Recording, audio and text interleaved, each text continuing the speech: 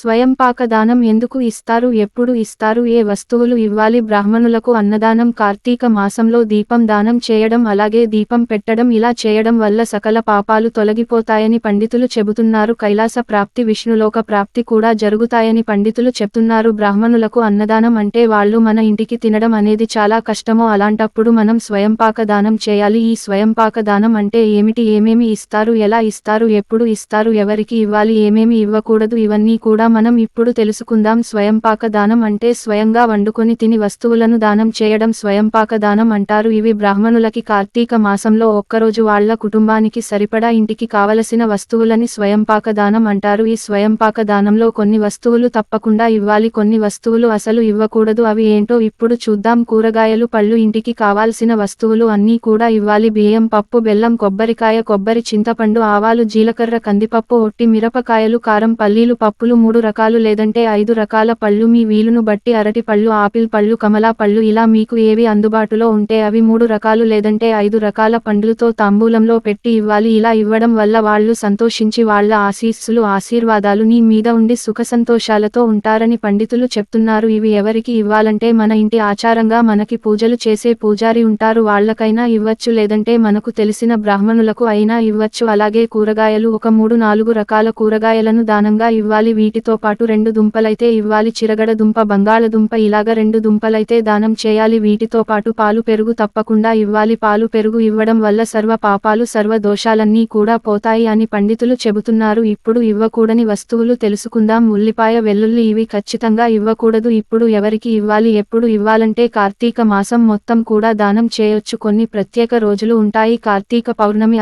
అలాంటి రోజుల్లో ఇవ్వకూడదు. ఏకాదశి, కార్తీక సోమవారాల్లో ఇవ్వడం ద్వారా చాలా మంచి జరుగుతుంది. ఇలా కార్తీక మాసంలో మీ ఇంటికి బ్రాహ్మణులని పిలిచి నీకు తోచినంత, మీకు ఎంత వీలైతే అంత జాకెట్టు పీసు కానీ, చీర కానీ తాంబూలంలో పెట్టి ఇవ్వడం ద్వారా మీ ఇల్లు ఎప్పుడు సుఖసంతోషాలతో, అష్టైశ్వర్యాలతో ఉంటుందని పండితులు చెబుతున్నారు. స్వయం పాకదానంలో ఏమేమి ఇవ్వాలి, ఎప్పుడు ఇవ్వాలి, ఎవరికి ఇవ్వాలి అనేది చూశారు కదా. వీడియో నచ్చితే లైక్ చేసి సబ్స్క్రైబ్ చేసుకోండి. మళ్ళీ తిరిగి వచ్చే వీడియో కోసం